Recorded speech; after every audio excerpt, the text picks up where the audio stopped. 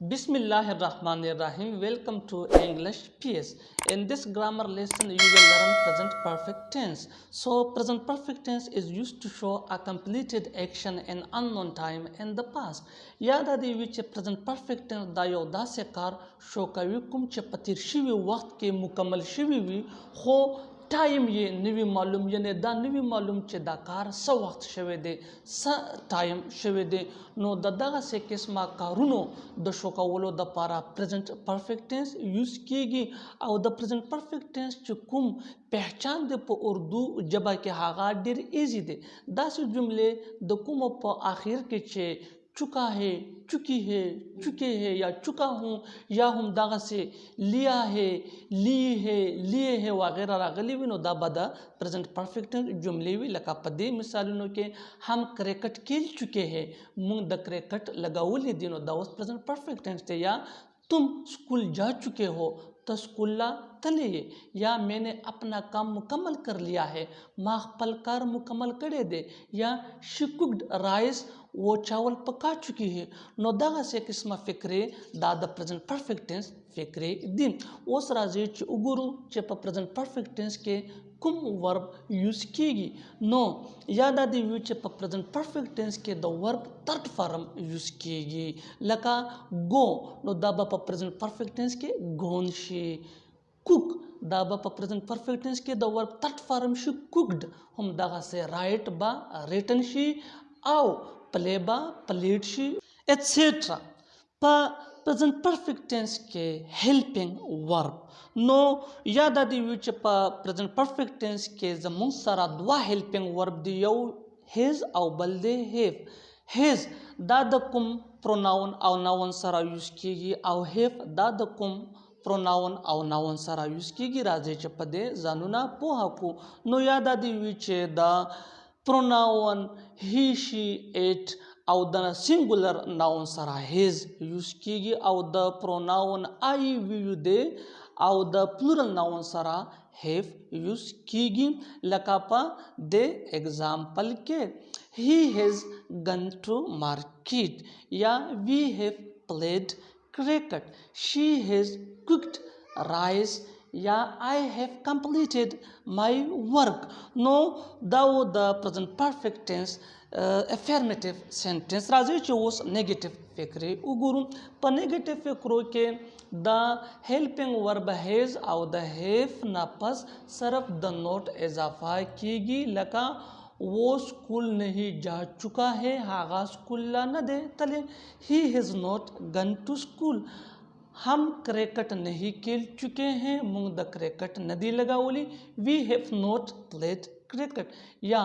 وہ چاول نہیں پکا چکی ہے ہی ہیز نوٹ کوکڈ رائس یا میں نے اپنا کام نہیں مکمل کر لیا ہے آئی ہیو ناٹ کمپلیٹڈ مائی ہوم ورک نو دا نیگیټیو فکرونه پس راځي چې اوس انټاروګیټیو سینټنس وګورو په انټاروګیټیو سینټنس کې هیلپینګ ورب هیف او هیز دا به د سینټنس په شروع کې یوز کیږي یعنی کیا ہم کرکٹ کھیل چکے ہیں آیا مونږ د کرکٹ لوبه کړې ده ہیف وی پلیڈ کرکٹ کیا تم اسکول جا چکے ہو آیا ته اسکول لا تلے ہیف یو گن ٹو اسکول کیا اس نے کمرہ صاف کر لیا ہے ہیز ہی کلینڈ دا روم یا کیا میں نے اپنا کام مکمل کر لیا ہے ہیو آئی کمپلیٹڈ مائی ہوم ورک نو دا وی د پرزنټ پرفیکټ ټینس انټاروګیټیو فکرې اوس راځي چې د پرزنټ پرفیکټ ټینس چې کومې انټاروګیټیو فکرې وي یعنی داسې فکرې چې هغه سوالیه وي او نفي وي چې هغه وګورو لکه دغسې سینټنس کیا ہم کرکٹ نہیں کھیل چکے ہیں آیا مونږ د کرکٹ ندی لگاولی کیا تم اسکول نہیں جا چکے ہو آیا ته اسکول لا نه تلے کیا اس نے کمرہ صاف نہیں کر لیا ہے آیا هغه کمرہ نہ دا صفا کڑے کیا، میں نے اپنا کام مکمل نہیں کر لیا ہے، آیا ما خپل کار نه دی مکمل کړي. نو دا قسمه سینټنس دا انټرونګیټیو دی، یعنی سوالیم دی او نیگیټیو هم دی. د دې د جوړولو طریقه دا ده چې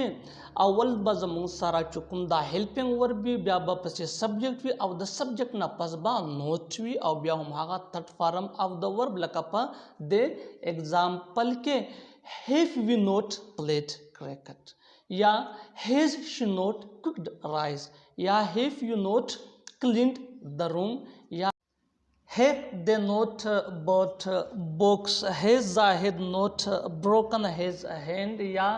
have I not completed my homework. دا داسې هم ویلی شي چې د have not او د has not چې کوم سپوکن فورم یعنی کنټرکشن دی دا به haven't او hasn't شي. لکه په د ایگزامپل کې hasn't she cooked rice، هم دغسې haven't we played cricket یا hasn't he gone to market یا haven't you cleaned the room یا hasn't Zahid broken his hand. نو دا و زمونږه present perfect tense. زه امید لرم چې تاسو به د پرزنټ پرفیکټ ټینس چې کوم پہچان دی په اردو کې او همدغسې په پښتو کې کم یوزیج یې دی او همدغسې چې کوم تھرډ فارم آف د ورب پکې یوز کیږي او هیلپینګ ورب یې کوم دی هغه به تاسو پیژندلی وي او تاسو به په د شارټ وخت کې پوه شوي وئ. نو زما د یوټیوب چینل انګلیش پی ایس دا در سره سبسکرایب کړئ او د خپلو ملګرو سره یې شیر کړئ. مننه، تھینک یو.